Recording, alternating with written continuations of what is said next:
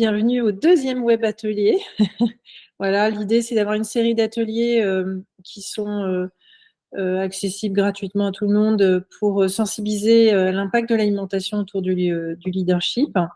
On va aborder la notion de leadership un peu et surtout on va rentrer dans des sujets que j'aborde dans mes accompagnements et on va aborder 3 notions qui vous intéressera certainement. Alors, pourquoi je dis que je m'adresse à des leaders de vie? Donc je dirais que j'en suis fait partie, vous en faites partie. C'est que cette notion de leader de vie, je l'ai, définie comme ça parce que pour moi, ce sont toutes les personnes qui aujourd'hui ont décidé d'être acteurs de leur vie et donc d'être leaders de leur vie dans le sens où, ça fait longtemps qu'ils ont décidé de faire des choix qui leur permettent de réaliser, ce qui leur tienne à cœur, ce qui répond à leurs valeurs, ce qui leur permet d'atteindre leur ambition. Ils s'en donnent les moyens, ils travaillent beaucoup pour ça, ils s'investissent et ils sont reconnus pour ça. Du fait, ce sont des personnes qui vont fournir beaucoup d'énergie au quotidien et vont forcément récolter ce qu'ils sèment puisqu'ils vont, en fait, générer, beaucoup de choses, des activités, des clients, peut-être manager des équipes et même, solliciter des attentions, qui vont ne faire qu'augmenter. Donc voilà, je m'adresse aujourd'hui à vous, leader de vie, qui devez gérer votre énergie au quotidien pour assumer tout ça et les années passant, peut-être que cette énergie est plus compliquée à gérer. Nous sommes des leaders de vie et c'est ce que je dis souvent et je l'ai dit d'abord pour moi-même. Alors au début, j'en avais pas conscience, après je l'ai réalisé, c'est que nous sommes des survivants. Alors les survivants, c'est quoi? C'est le fait que, bah, on vit notre vie, on est actif, on projette, on crée, on a plein d'engagements.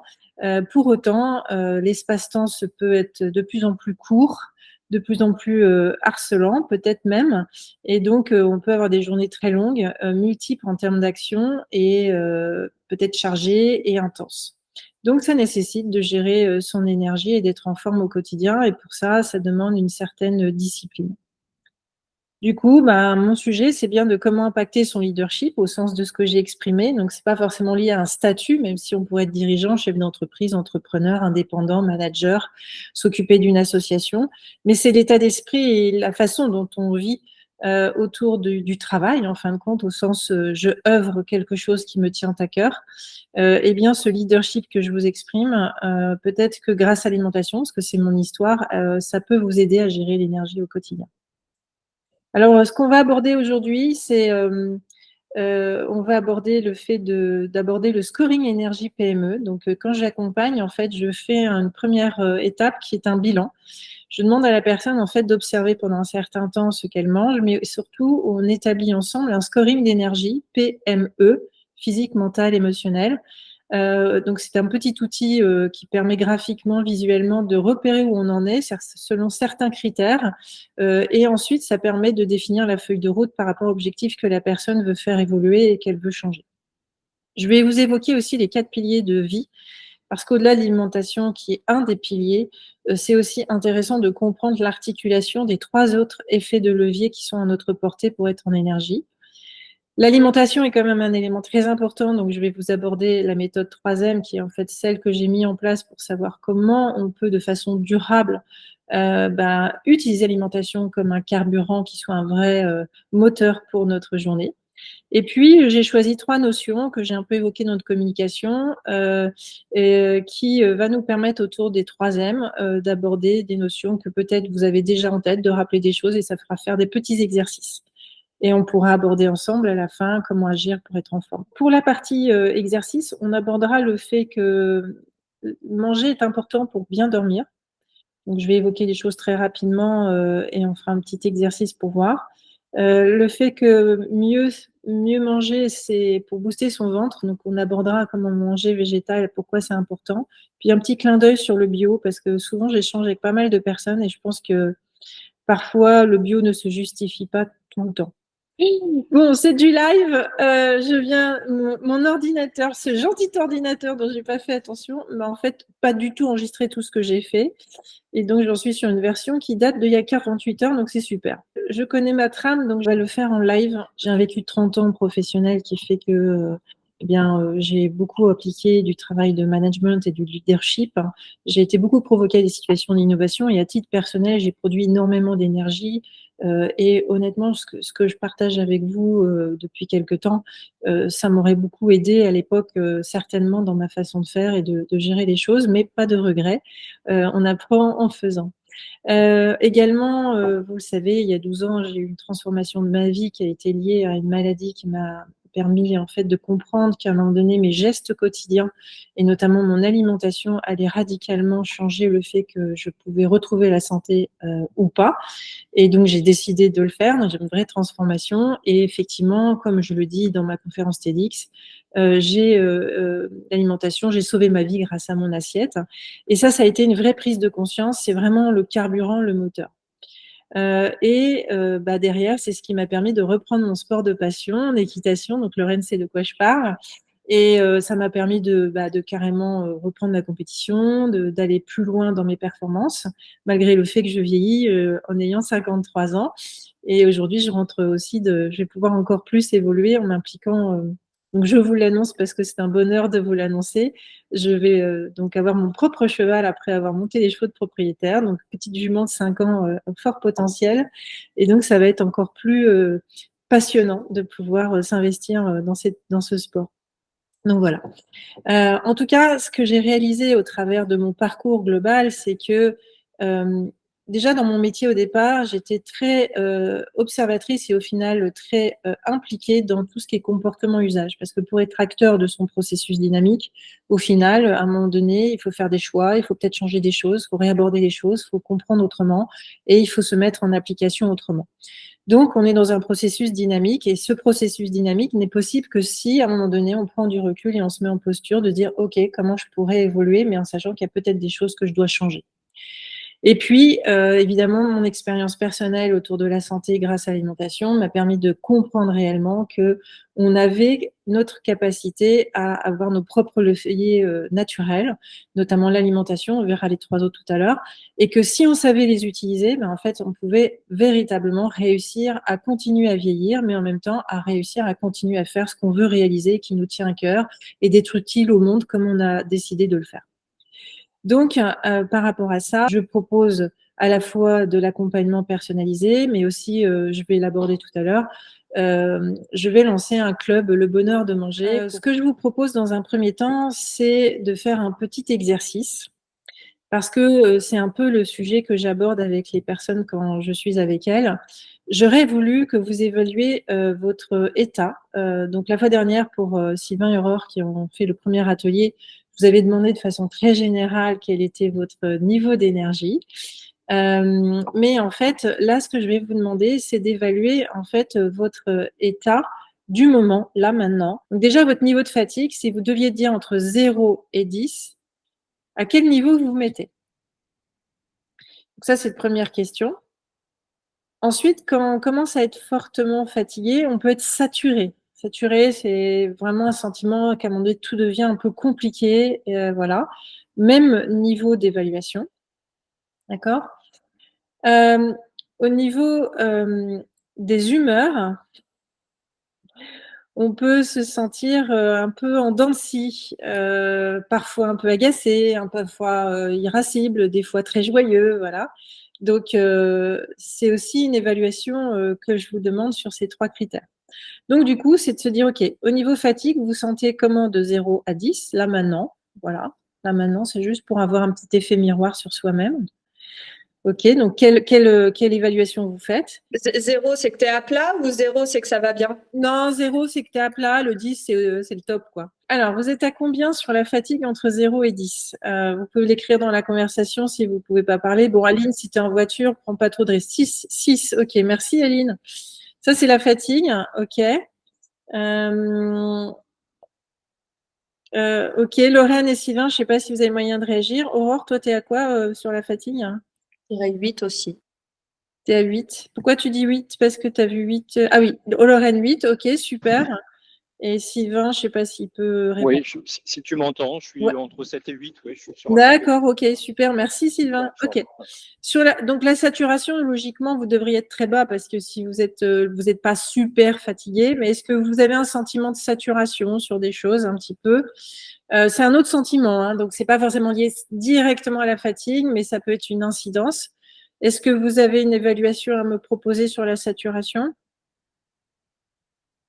Donc là, je vois qu'il y a du 3 pour Lorraine. OK. Aline, c'est 6, c'est ça? Aussi? Ou Aurore? Là, maintenant, 4. Après, ça fluctue vachement. 3, OK pour Aline. Et Sylvain, ça fluctue, ouais. Et 5 à peu près. 5. Ah, c'est intéressant. OK. Bon, là, on touche aussi la charge mentale. Hein. Voilà. Donc, et on n'est pas que dans l'émotionnel, c'est-à-dire c'est une charge mentale qui est peut-être liée qu'il y en a trop, quoi. Le sac est peut-être trop. Hein? Tout à fait. Ouais, OK. Du coup, les humeurs, vous évaluez à combien? Là, l'humeur de l'instant. OK, vous êtes super content d'être avec moi. En plus, j'ai bien foiré mon truc.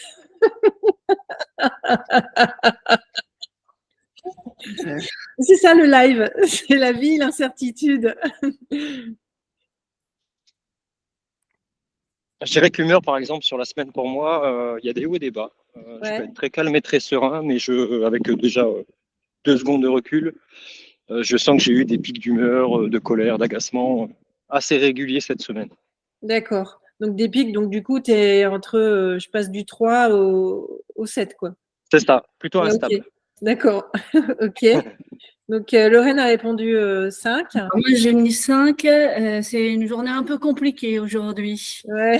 Depuis vendredi, c'est très compliqué et aujourd'hui, ça l'est encore plus. D'accord. OK, ben Voilà. merci d'être là, Lorraine. Autrement, c'est mieux que ça, mais voilà, depuis vendredi, c'est… OK, super.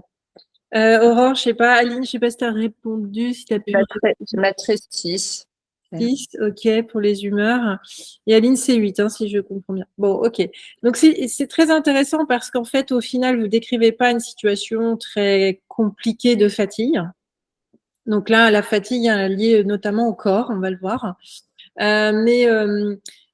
Par contre, il y a a priori une charge mentale et qu'effectivement, entre ce que vous vivez, il y a des choses qui sont difficiles à absorber, en fait. Et ça peut charger le mental jusqu'à peut-être produire un effet sur vos émotions, c'est-à-dire générer un stress, le yo-yo du stress, entre guillemets, hein, de cette humeur qui monte, qui descend, etc. C'est ce qui fait aussi qu'à un moment donné, ça peut être usant et ça peut créer une émotion plus forte. Il faut savoir l'observer, le canaliser. Donc, ce qui est très important pour ce type de réaction autour de la saturation de l'humeur, c'est comment arriver à prendre ça et se dire, OK, comment je le gère? Alors, je le gère en essayant de prendre du recul, je gère peut-être par des exercices de respiration, peut-être que je le gère en disant, OK, pour le moment, j'accepte et après, on verra. Mais je me donne quand même des objectifs d'amélioration. Enfin, voilà, là, on est sur toutes les préparations mentales et la manière d'appréhender les choses qui touchent le sujet de l'émotionnel, sachant que l'émotionnel, il peut aller très, très loin jusqu'à l'angoisse et l'anxiété. Hein. Donc là, on est sur des facteurs beaucoup plus dégradants. Mais ce qui est intéressant, c'est que vous avez quand même le corps qui vous permet d'absorber ça parce que vous n'êtes pas trop fatigué, de ce que je vois. D'accord? Bon, quand on dit 8, c'est que globalement, physiquement, on absorbe bien, donc on a suffisamment d'énergie physique pour absorber le mental et l'émotionnel. Quand on a un 6, bon, il faut faire un petit peu attention. Mais si la charge mentale émotionnelle n'est pas trop prenante, ça s'équilibre, on va dire.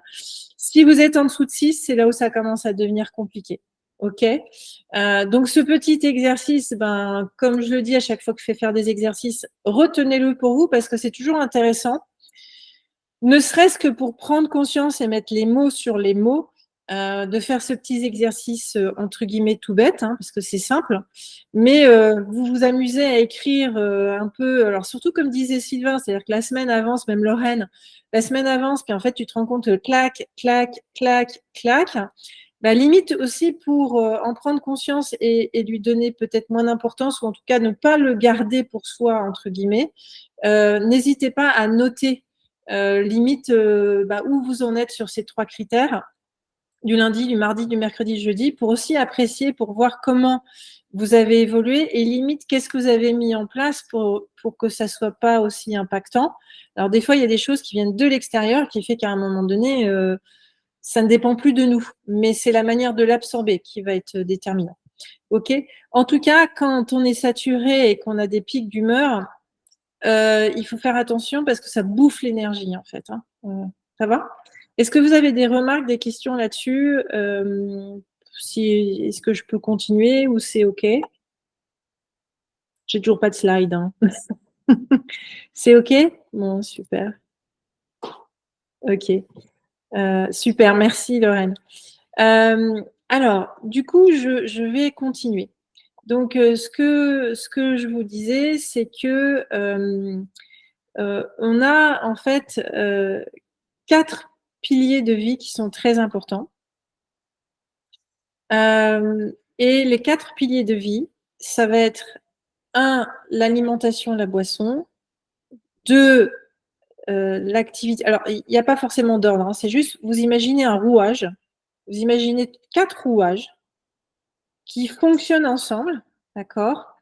Et qui fait que, en fait, ces 4 rouages, c'est l'articulation, l'interaction de ces 4 rouages qui va faire que vous allez pouvoir gérer votre énergie complète. Donc, ce sont ces 4 piliers de vie, ce sont les 4 effets de levier que vous pouvez utiliser au quotidien, tout au long de votre vie, pour contrecarrer, on va dire, ce qui se passe à l'extérieur qui vous absorbe, mais aussi le vieillissement avec le métabolisme qui évolue de façon de plus en plus vers une pente descendante parce qu'il y a une fragilisation naturelle qui se fait. En particulier, entre 40 et 50 ans, on a des passages assez importants, mais il y en a d'autres. On sait que le métabolisme, on l'a vu avec l'atelier précédent, eh bien, dès l'âge de 8 ans, le métabolisme, en fait, il a un pourcentage qui fait qu'il se décline un petit peu, sauf que le 30 ans commence un petit peu à baisser, le 40 commence à baisser, le 50 commence à baisser, puis chaque décennie qui passe, en fait, on a une fragilisation qui s'accentue naturellement. Ça, c'est normal, c'est tout le monde. Avec les femmes, avec la période ménopause, ça vient aussi perturber beaucoup. Ça perturbe physiquement de cette fragilité de métabolisme, mais aussi ça perturbe psychologiquement, donc parce que on a le sentiment que le corps échappe. Mais les hommes sont aussi très concernés par ce genre de dégradation, donc on est tous concernés. Cette situation-là fait que, en fait, OK, le métabolisme se fragilise et il peut se fragiliser plus ou moins de façon importante et de façon rapide si, en fait, nos gestes au quotidien ne sont pas bénéfiques. On peut donc composer avec ce métabolisme qui n'est pas sympathique avec nous parce qu'il ne veut pas rester aussi bien qu'il l'était à l'âge où on était enfant. Concrètement, les 4 effets de levier pour essayer de contrecarrer ça, c'est donc, je vous répète, hein, vous l'imaginez comme des rouages ensemble. Donc, vous imaginez un peu le cycle des Jeux olympiques, sauf que vous mettez du rouage. Donc, c'est comme si vous aviez une machine qui fonctionne avec des rouages comme une horlogerie et que, en fait, ça s'imbrique les uns et les autres et tout est lié, en fait. Le premier, c'est l'alimentation et la boisson, très très important. Le deuxième, sans donner d'ordre, c'est l'activité physique, le sommeil et la respiration. En naturopathie, on a plutôt tendance à parler de l'alimentation, boisson, avec l'activité physique et le sommeil, mais moi, volontairement, je rajoute la respiration parce que c'est lié à mon expérience et aussi à mon constat et à mon observation. En fait, l'idée clé que vous devez retenir, elle est la suivante. Quand on a le bébé qui arrive, quand l'enfant est en bas âge, ce sur quoi on fait très attention, c'est quoi? C'est qu'il mange correctement et boit correctement, à la fois la fréquence et ce qu'il absorbe. On va faire attention, qu'il, dort correctement. OK, on va faire attention au lieu où il est, on va faire attention à la fréquence, la durée et cetera. On va faire attention à ce que, il respire correctement, bien évidemment. C'est dès son premier souffle qu'on va tenir compte de ça et on est très vigilant là-dessus. Le 4e élément, c'est qu'en fait, on va aussi vérifier que tout au long de son évolution, chaque jour, son corps bouge et évolue dans son mouvement. Donc, est-ce qu'il marche? Est-ce qu'il bouge les bras? Est-ce qu'il a une dynamique physique? Donc, ces 4 choses qui sont vraiment nos piliers de vie, que l'on sait par rapport à l'enfant qu'on a été, mais surtout en tant que parent, et parmi vous, vous avez tous été parents. Quand votre bébé est arrivé et qu'il a commencé à évoluer jour après jour, eh bien, en fait, vous avez en permanence observé ça. D'accord? Il y a un truc qui est dingue, c'est qu'en tant qu'adulte, on oublie complètement ça. Et donc, en fait, en reprenant cette idée du bébé, ces 4 piliers de vie sont en fait vos 4 leviers naturels que vous pouvez utiliser en permanence pour, en fait, créer un bénéfice autour de vous qui vous permet en fait d'être en énergie. Et c'est ça qui est très intéressant. D'accord? Donc maintenant, si je vais un peu plus loin, donc dans l'accompagnement, c'est ça que je travaille, c'est les 4 piliers. Mais évidemment, le pivot le plus important, c'est l'alimentation. Alors, je le dis d'autant plus que je l'ai vraiment vécu. C'est-à-dire que vous pouvez faire de l'activité physique, mais à un moment donné, si vous ne mettez pas le bon carburant, vous allez être saturé. Alors, pour vous connaître, ça va peut-être faire résonance à certains. On peut avoir un très très bon métabolisme à la naissance, avoir une très bonne forme physique et avoir d'ailleurs vraiment une personnalité sportive qui fait que en fait on est très riche en activité physique, ce qui est déjà une très très très bonne base.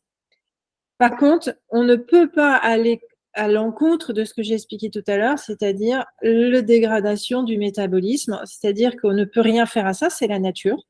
Notre métabolisme se fragilise avec l'âge. Et donc, chaque chose que l'on vit, chaque chose que l'on fait avec cette réalité qui est un déclin naturel vers la mort, parce que c'est ça le sujet, eh bien, en fait, on va devoir quand même se dire, au-delà de, OK, je suis peut-être très fort en activité physique, mais peut-être que le carburant que je donne aujourd'hui à mon âge n'est plus celui que je devais donner hier.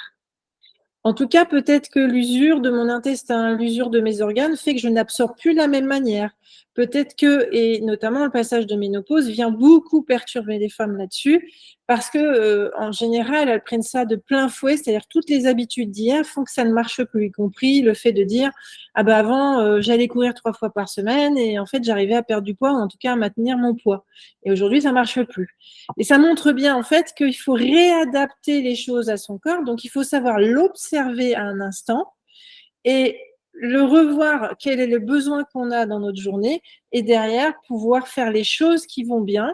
Et peut-être que les choses qui vont bien, eh bien, c'est des choses que l'on faisait hier ne correspondent plus et des choses qu'on doit faire aujourd'hui fonctionnent aujourd'hui, mais peut-être que demain, il faudra revoir. C'est pour ça que moi, mon job, c'est pas de dire le quoi comme un praticien, un médecin, comme ça a été mon cas pour la santé, c'est-à-dire je vais t'expliquer qu'est-ce que tu dois manger ou éventuellement comment tu dois maîtriser ton cardio parce que tu peux augmenter ton acidité, c'est mon cas par exemple. Moi, j'ai pas le droit de dépasser 120 en cardio, sinon je me mets dans le rouge parce que j'ai une inflammation de l'intestin. Donc ça, c'est une explication factuelle du quoi scientifique. Mais le problème, c'est que chez nous, au quotidien, dans notre contexte de vie, on le sait. Mais après, comment on fait pour instaurer ça dans notre contexte de vie pour que en fait, ça s'articule naturellement comme un réflexe et qu'on trouve la bonne organisation de ça, en fait, et que ça puisse correspondre. Je vais prendre une autre caricature qui est un peu la blagounette qu'on peut avoir dans le monde du fitness, c'est bouffe du brocoli, ça va aller super bien, mais il y a des gens qui n'aiment pas le brocoli, donc à un moment donné, on va pas leur faire manger du brocoli. Et puis le brocoli peut être aussi un allergène, donc ça peut aussi être compliqué. Donc, du coup, ce qui correspond à moi ne correspond pas à l'autre. Il faut apprendre à se connaître. Et c'est ça tout mon propos. Derrière mon accompagnement, c'est notamment, en fait, de prendre conscience de quelle énergie on a besoin par rapport à la vie de leader qu'on veut avoir et derrière, quel est le niveau d'effet de levier que je dois avoir, en particulier l'alimentation et l'activité physique, le sommeil et la respiration. Le sommeil, on va voir tout à l'heure, mais en fonction de ce qu'on mange, on va plus ou moins bien dormir. Donc, on voit bien que tout est lié. Donc, du coup, ce que je voudrais aborder avec vous, ça va à ce stade. Il y a Eric qui nous a rejoint. Merci. Donc, Eric, juste je t'explique. J'ai un petit souci de PowerPoint. En fait, tout ce que j'ai fait n'a pas été enregistré. Donc, du coup, j'ai abandonné le support physique pour pouvoir, en fait, partager ce que je voulais évoquer aujourd'hui. Mais voilà. Donc, c'est du Bonaldi version contenu.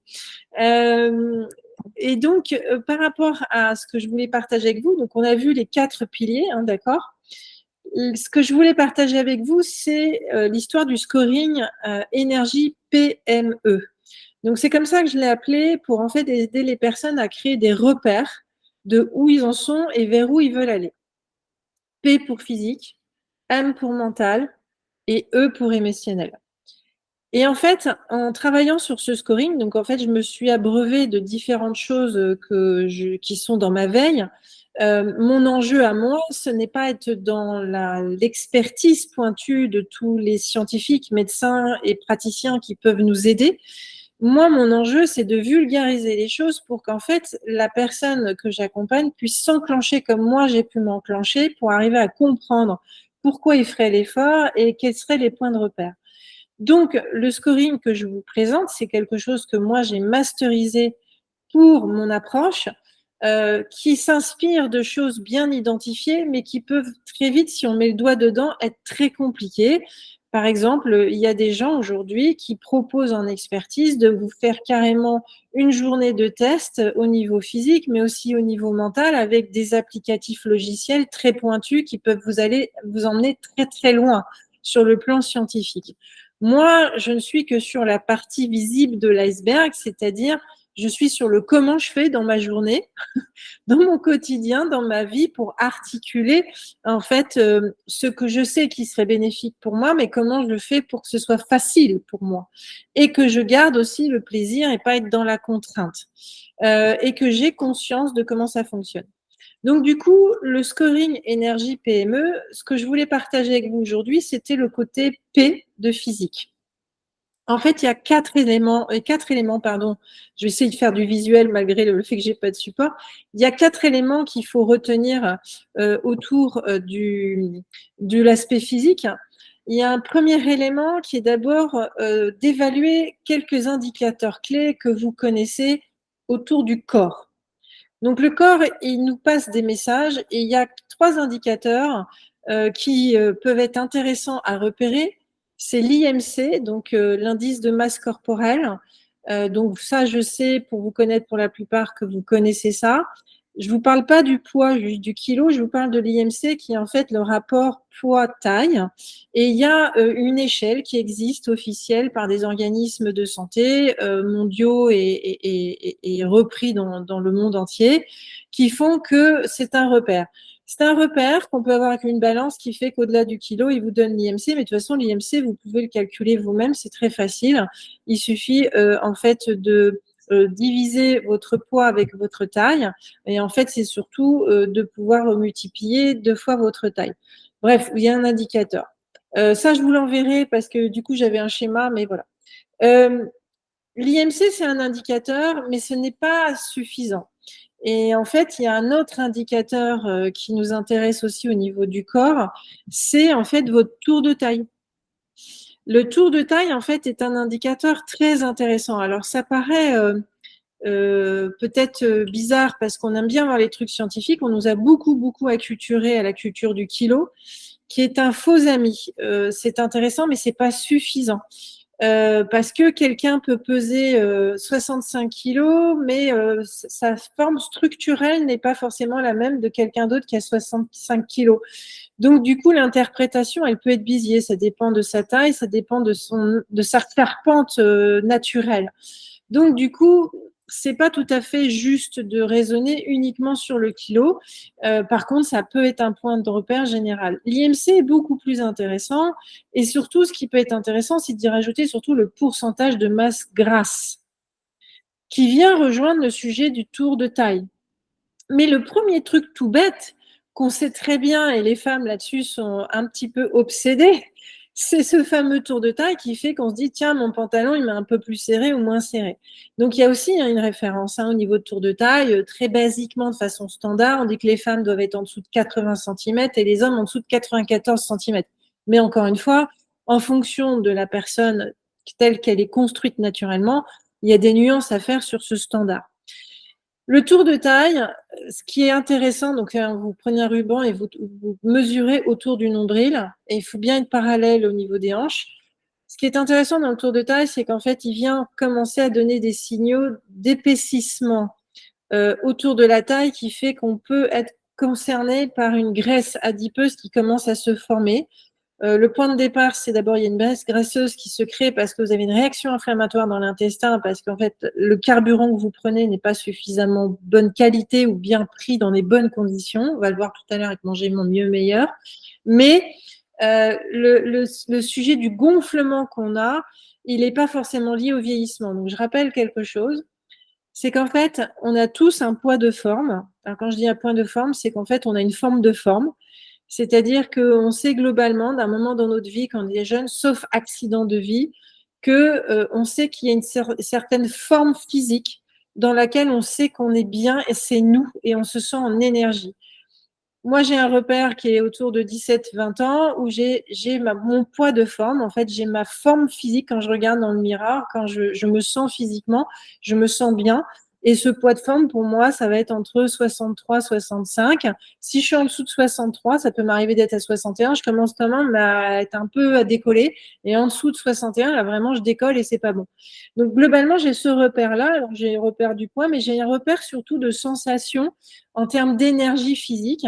Et j'ai aussi un repère en termes de port de vêtements. Donc, cette histoire de tour de taille.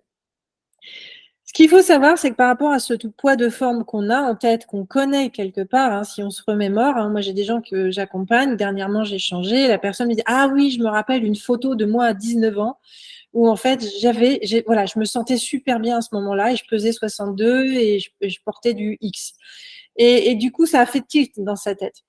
Là où je veux en venir, c'est que ce qu'il faut comprendre, c'est que le vieillissement n'est pas un facteur de grossissement important. Au global, on prend 3-5 kilos maximum sur notre vie. Donc, le vieillissement n'est pas une excuse de l'épaississement du corps. L'épaississement du corps est lié à la façon dont on se nourrit. Et quand je dis la façon, c'est le bon carburant au bon moment, de la bonne manière. C'est les 3 M qu'on va voir. OK. Donc ça, c'est sur le scoring physique, il y a le corps. Donc, IMC, masse graisseuse et le tour de taille. Ensuite, ce qu'on va regarder, c'est quelle est la motricité qu'on a. Donc, du coup, on va dire la qualité du tonus, de la masse, de la force musculaire qu'on a. Donc ça, on le sent, hein, si on porte des sacs, on voit bien ce qu'on est capable de porter. Est-ce qu'on est capable de porter un pack d'eau de 1,5 litre fois 6 bouteilles? Est-ce que c'est difficile? Pas difficile? Voilà. Les exercices les plus connus classiques, il y en a 2, tout le monde le sait, c'est globalement les 10 fameuses squats qui fait que vous vous pliez sur vos genoux et vous faites ça 10 fois et vous voyez si vous y arrivez de façon très fluide. Et le deuxième exercice, c'est aussi de tester la flexibilité. Donc, il y a le tonus et la flexibilité. Et là, c'est de se pencher, d'aller chercher avec ses doigts le bout de ses pieds. D'ailleurs, si vous allez chez le médecin, en général, ils vont faire cet exercice-là pour voir à peu près où vous en êtes. Donc ça, c'est la mobilité. Évidemment, ce qui va être important, c'est la nutrition. Donc, du coup, c'est ce que vous mangez en termes de qualité nutritionnelle. Mais le point le plus important d'abord, ça va être en fait votre hydratation. Donc, on revient sur un sujet que j'ai beaucoup abordé déjà pour ceux qui sont dans le groupe WhatsApp et suivent mes vidéos, c'est que il faut globalement boire l'équivalent de 25 centilitres par 9 kilos. Et que pour certains, en fonction de leur poids, ça peut les surprendre, mais ça fait beaucoup, beaucoup d'eau. Mais c'est très important de boire et d'hydrater le plus possible le corps, surtout quand le métabolisme est en train de se modifier de façon rapide. Donc voilà à peu près les repères. Je vous recommuniquerai ça, le petit tableau, mais ça c'est pour la partie en fait scoring physique. Donc c'est ces points de repère là. Et après il y en a un autre qu'on regarde aussi, c'est la partie exercice physique. En gros, on regarde quelle est un peu la fréquence d'exercice physique, le type d'exercice physique et surtout les exercices cardio. Voilà. Donc, on essaye de voir en fait comment au quotidien vous avez une certaine série de mouvements. Je ne parle pas de sport, hein, je ne parle pas de pousser l'effort, je parle du mouvement. Quel est le niveau de fréquence que vous avez de mouvement quotidien qui fait fonctionner le corps de la tête aux pieds et comment vous allez solliciter votre cardio régulièrement, par exemple la marche. Et ça, c'est 2 facteurs très importants dans le scoring physique. OK? Est-ce que vous avez des questions, des remarques là-dessus? Je ne vais pas vous faire l'exercice, on va faire l'exercice sur les 3 M, mais ça, c'était un éclairage que je voulais partager, puis je continuerai à faire l'éclairage sur le scoring mental et émotionnel dans les prochains ateliers. Des remarques, des questions sur tout ça? OK. Bon, je sais que vous suivez, même si vous ne pouvez pas parler pour Aline qui est en voiture, vous êtes dans un contexte. Donc, si en conversation, je ne vois pas de questions, je vais enchaîner. Ça va? OK, super, merci. Donc, du coup, par rapport à cette approche de dire comment je peux être en énergie, donc être dans mon leadership, comment je peux impacter mon leadership au quotidien, c'est réaliser les choses que je veux réaliser malgré le fait que je vieillis, parce que c'est ça le sujet. Et moi, je suis une preuve vivante puisque je continue à vieillir, j'ai 53 ans, mais j'ai aussi la maladie à gérer. Et c'est ça qui est ma démonstration réelle, c'est que mon expérience de vie m'a fait comprendre que malgré la maladie qui est quand même embêtante, eh bien, on peut réussir à vraiment jouer avec son énergie et savoir la piloter, la manager, si on reprend des termes liés au monde de l'entreprise, mais qui globalement sont des choses que l'on fait en permanence, c'est-à-dire organiser les choses pour qu'en fait elles soient le mieux possible dans ce qu'on espère arriver à faire. Du coup, ce que je vais vous proposer, c'est qu'on aborde les 3 M et qu'on aille dans les petites notions que j'ai choisies pour cet atelier et qu'on fasse un petit exercice. Alors, ces 4 piliers, je vais pas vous mettre 8, je vais mettre 4. Ces 4 piliers fait que, en fait, derrière, comme je vous l'ai dit, l'alimentation, c'est quand même un pivot super important. Et parce que c'est le carburant qui fait que c'est vital. Si on mange pas, si on boit pas, on fonctionne pas, on vit pas. Donc tout le reste peut pas se faire. Évidemment, les uns et les autres ont une incidence sur l'alimentation. Par exemple, si vous avez un très mauvais sommeil, vous allez grossir. Mais vous allez du coup avoir un appel du sucre beaucoup plus important. Si vous êtes très stressé, vous pouvez avoir un appel du sucre très important. Moi, j'ai eu une pathologie qui était le fait que le stress produisait un sucre fermenté, une fermentation du sucre anormale dans mon corps, même si je consomme pas de sucre, et ça me créait la candidose, qui est une inflammation du côlon.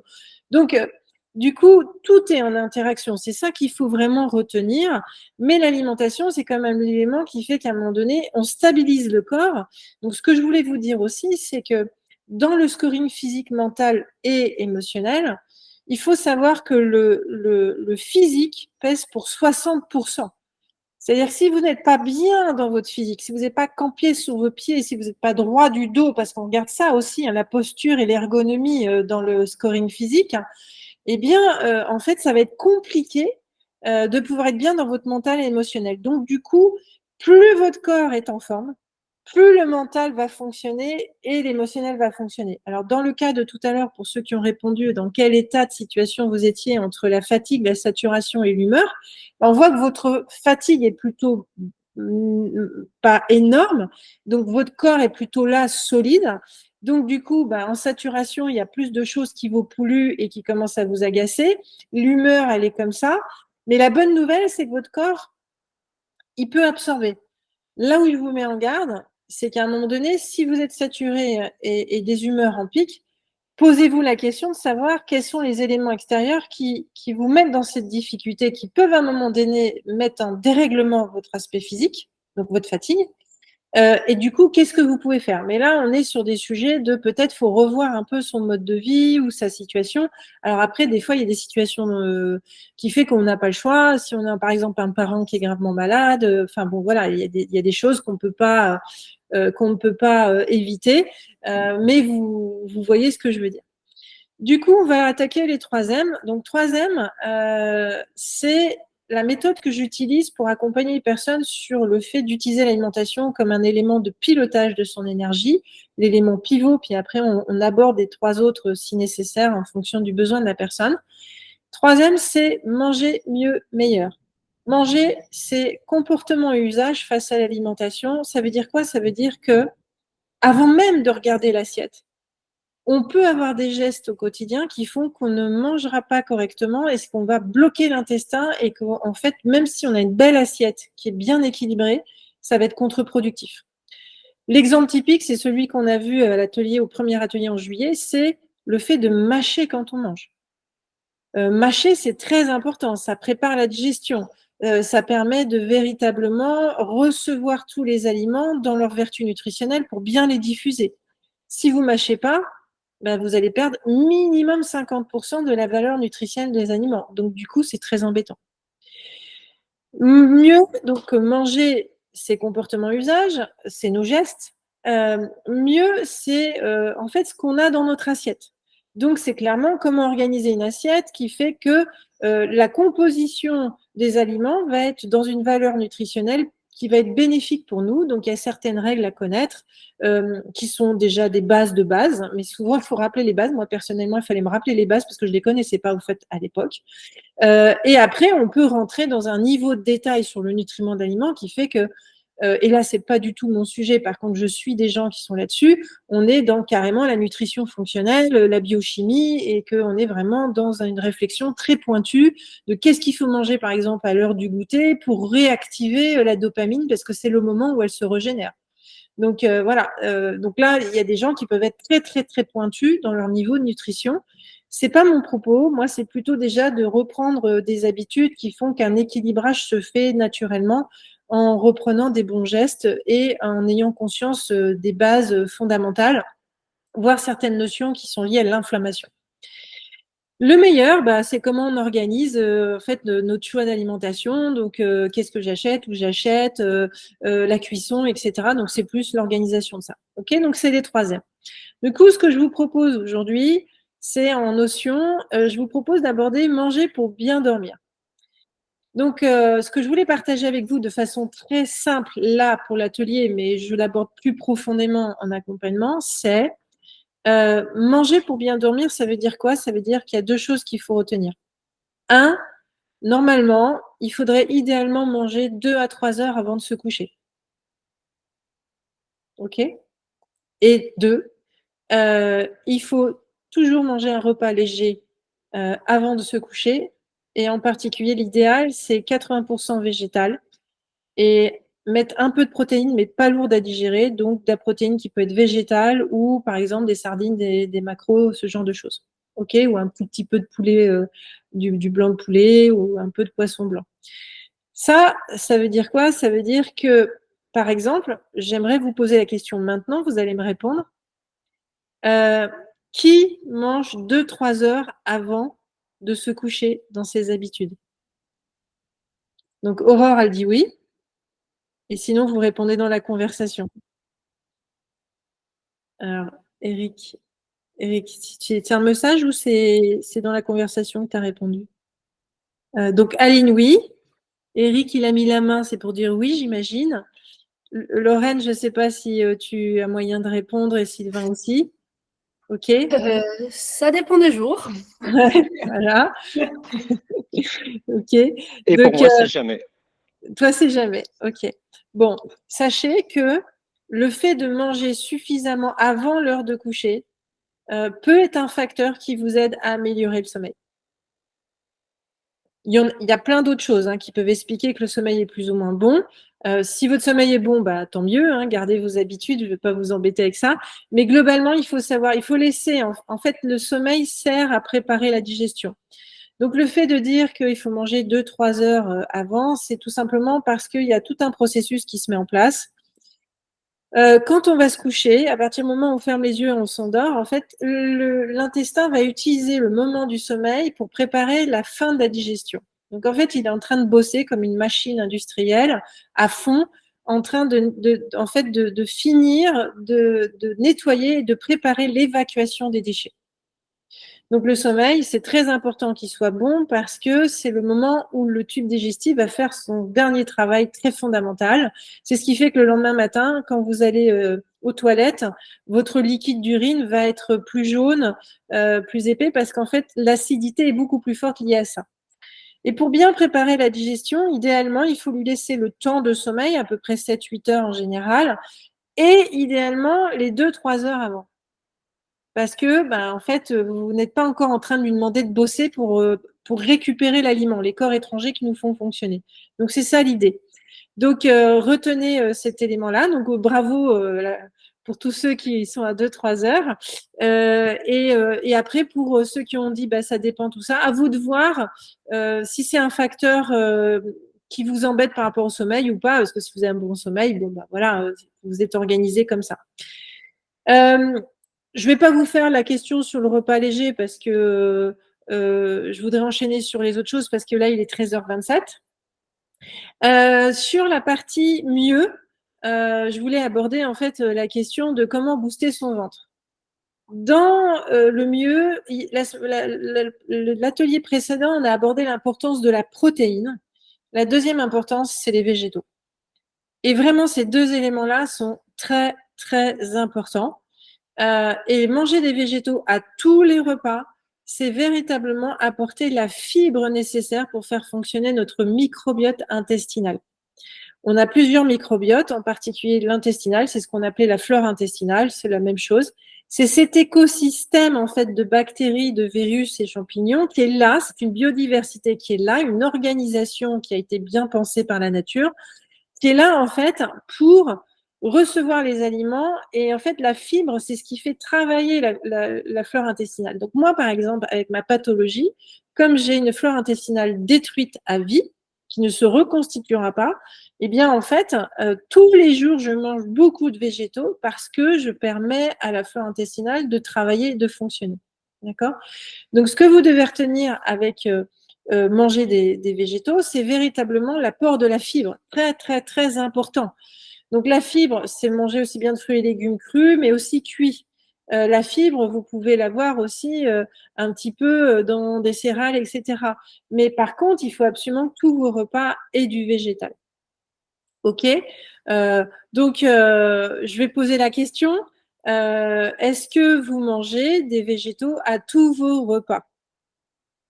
Oui, non. Oui, j'en mange à tous les repas. Bravo. Manque de protéines, ça c'est sûr, mais les Ouais. végétaux, il y a ce qu'il faut. Ouais, la protéine, je pense. OK. Aurore, végétaux, tous les repas? Non, je peux pas dire à tous. D'accord. Sylvain? À tous les repas, oui. OK. Aline, je sais pas si tu as pu. Sincèrement, non. Ah ah! Et Eric, bon, je Non, l'embête je crois un pas. je l'embête un peu. OK. Bon, ça, c'est un truc super important. Donc, plus le métabolisme se fragilise, plus il faut vraiment faire fonctionner la flore intestinale parce qu'en fait, le métabolisme se fragilisant, il est en fait en train de ralentir cet écosystème. Donc, les végétaux, c'est vraiment un élément très, très, très, très important tout au long de vie, comme la protéine, en fait. OK. Le troisième élément que je voulais parler avec vous rapidement, j'étais un petit peu provocatrice entre guillemets, mais c'est parce que beaucoup de gens m'évoquent le sujet du bio. Donc du coup, bio forcément bio. Enfin voilà. Donc derrière le bio, alors il y a une norme réglementée qui est très claire, très stricte, qui est sur différents paramètres de la pollution d'environnement dans lequel les choses sont cultivées, du respect des animaux et évidemment sur un taux très très très réduit, voire pratiquement inexistant normalement, de pesticides, d'édulcorants, etc., etc. Donc la réglementation fait qu'il y a un label qui existe. Alors je suis désolée, j'avais l'image, voilà, et celui-là vous pouvez vous fier par rapport au bio. Par contre, j'apporterai quand même une nuance dans le vécu au quotidien. Un bio qui est massifié et donc du coup une grosse exploitation bio que vous retrouverez, dont vous retrouvez les produits en grande distrib. Moi, honnêtement, je l'ai vécu entre une carotte bio d'un grand magasin, une carotte bio d'un magasin supermarché très très bio qui a juste un producteur, et euh, la carotte qui est peut-être pas bio, mais qui est de l'agriculteur local.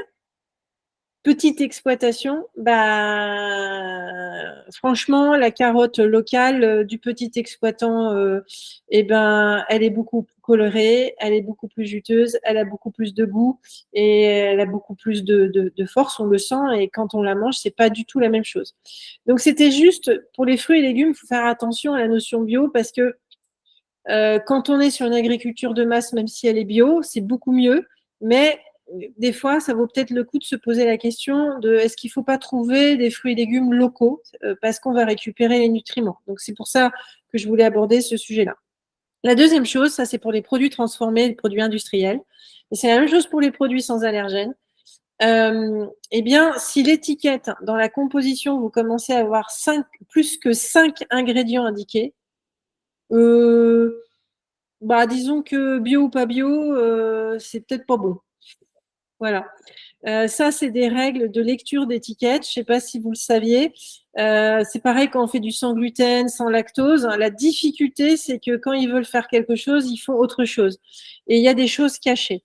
Donc, le label bio est quand même un point intéressant et important, mais après, des fois, il faut un peu relativiser et tout n'a pas forcément besoin d'être bio. Par exemple, la pomme est vraiment très embêtée par la pollution parce qu'il y a une intensité de culture. Mais par exemple, des légumes racines, c'est moins impacté par ça parce que la culture est moins intensifiée. Et puis, si par exemple on prend une racine de gingembre, c'est pas tout à fait le même sujet. Par contre, si on prend du soja aujourd'hui, on a tellement intensifié la culture de ça qu'il faut faire attention, ce qui n'était pas le cas à l'époque. Voilà, donc c'est juste pour dire que pour moi, c'est pas c'est pas absolu. Il faut rester acteur et vigilant et regarder où on achète. Bien sûr, pour les fruits et légumes, si on achète de saison et local chez un petit producteur qu'on connaît ou un petit marché local où on connaît les producteurs, c'est l'idéal quand on peut. Voilà. Est-ce que vous avez des remarques, tout ça, sur ces trois notions que j'ai dû aborder un peu plus rapidement, voilà. Est-ce que ça fait écho pour vous? Est-ce que vous êtes un consommateur bio, ou vous alternez votre alimentation? Je vous laisse un peu réagir, soit dans la conversation, soit oralement, si vous avez moyen de parler. Voilà. Tatatin. Ok. En tout cas, de ces trois notions-là, retenez l'idée des 2-3 heures de sommeil et l'histoire des végétaux. Honnêtement,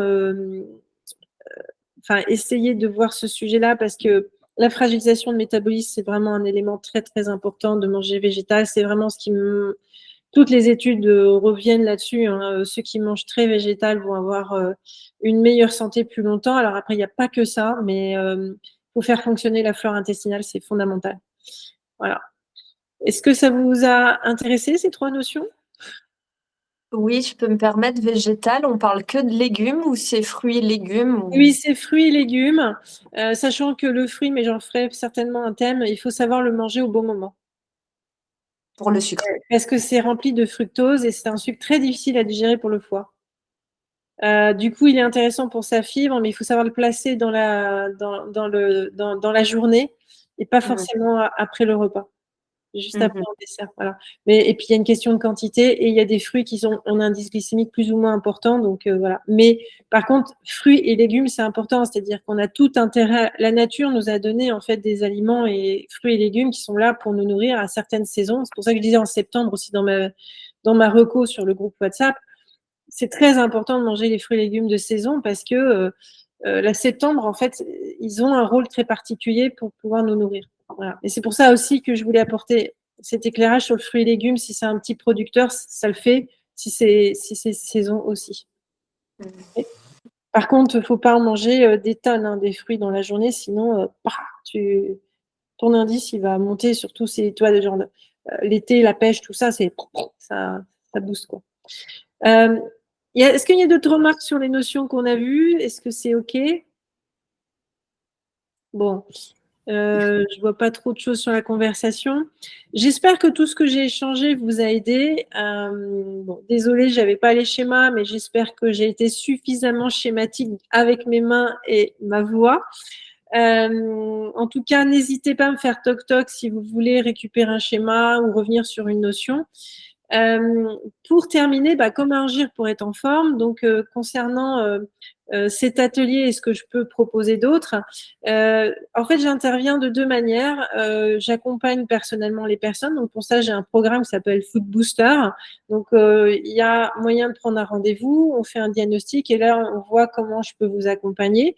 Donc, si ça vous intéresse, je pourrais vous communiquer le lien de prise de rendez-vous qui est offert et qui vous permet de poser les choses et de voir dans quelle mesure éventuellement je peux vous aider ou autre solution. Et il y a une nouveauté que je voulais vous annoncer. Je vais le communiquer au fur et à mesure du groupe WhatsApp. Et puis, comme Aline, qui n'est pas un groupe WhatsApp, je communiquerai aux personnes qui me suivent. Je vais lancer un club Le Bonheur de Manger. L'idée, c'est d'aller dans le prolongement du groupe WhatsApp qui, pour le moment, y ait plus de discussion comme ça à bris pour point, mais l'idée, c'est d'aller plus loin dans les sujets qui vous intéressent. Donc, j'ai fait pas mal de sondages, il y a des choses qui vous interpellent. Et l'idée du club, c'est en fait se donner un espace d'échange sur des ateliers thématiques, des ateliers pragmatiques, mais aussi des ateliers FAQ, toute une série de questions.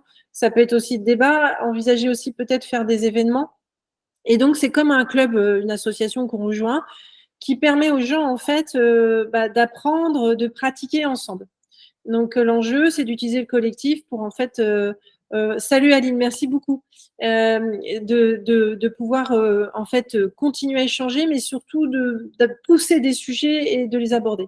Donc, comme on a déjà pas mal évoqué de sujets qui pouvaient être intéressants, je vais communiquer sur ce lancement de ce club qui sera sous adhésion, sous abonnement.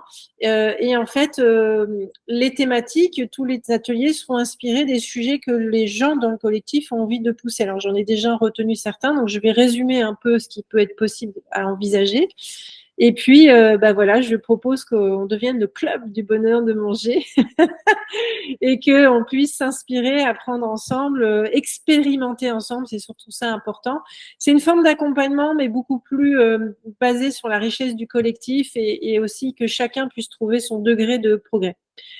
Voilà, donc j'en ai fini. Tout ce que je peux vous dire, c'est qu'il faut que vous soyez le Jedi de votre santé. Donc n'oubliez pas les 4 piliers. Les 4 piliers, alimentation, activité physique, sommeil, respiration. Les 3 M, manger mieux, meilleur. Et puis, pour savoir piloter son énergie, en fait, ce qui est intéressant, c'est de mettre en comparaison l'énergie qu'on veut, donc son fameux scoring physique, mental, émotionnel, et en face, quelle est l'alimentation que j'ai? Est-ce qu'elle est adaptée? Et après, j'y associe la réflexion sur l'activité physique, le sommeil et la respiration. Je ne vous cache pas que dans mon cas, très souvent, c'est le pivot alimentation avec l'activité physique. Et le sommeil et la respiration est un sujet qui est peut-être encore plus à creuser en fonction des personnes et qui peut amener à ce que les personnes aillent vraiment sur des praticiens beaucoup plus experts dans le domaine de façon plus pointue. Voilà. Je vous remercie pour votre attention, votre temps et votre disponibilité. J'espère que ça vous a appris des choses, ça vous a rappelé des choses, ça vous a aidé. Voilà, si vous pouvez me signifier dans la conversation pour ceux qui peuvent pas forcément prendre la parole. J'espère que ça vous a été utile. Ouais, Aurore, elle fait comme ça avec la tête. Ouais, ça m'a permis quand même de reposer les choses quand même. Ouais, De remettre des choses quand même qui sont importantes et que j'ai tendance à oublier. Ouais.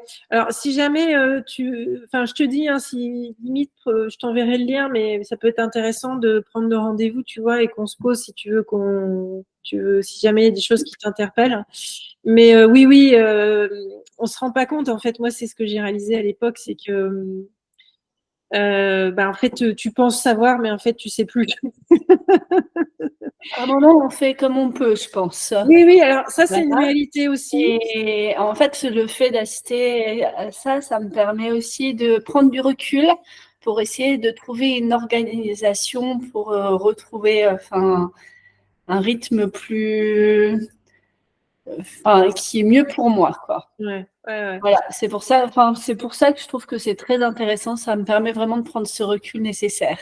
Ouais, merci Lorraine, c'est un plaisir.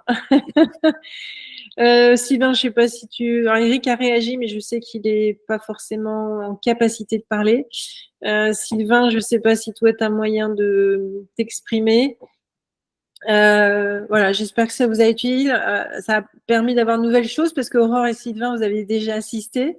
Donc, est-ce que ça vous a apporté d'autres éclairages? Ouais, je vois Aurore qui continue à hocher la tête.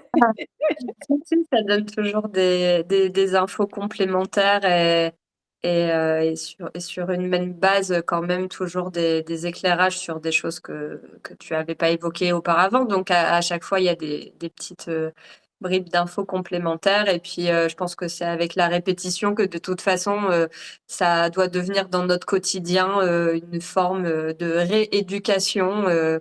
De faire attention vraiment tous les jours à ce qu'on mange et de l'intérêt que ça, enfin de l'apport que ça a sur notre corps, quoi. Ouais. Ouais. Ben, merci pour ce retour. Bon, Sylvain a quitté. De toute façon, il est 13h42, donc je vais vous libérer parce que la promesse, c'est aussi de ne pas essayer de déborder trop des 60 minutes. Merci beaucoup. Désolée pour ce petit aléa technique, fin contenu. Mais bon, j'ai essayé d'être le plus clair possible. Donc, a priori, ça a été le cas. Et je vous dis à bientôt. Le prochain atelier, c'est le 17 ou 14 octobre de mémoire, mais je vous rappellerai ça.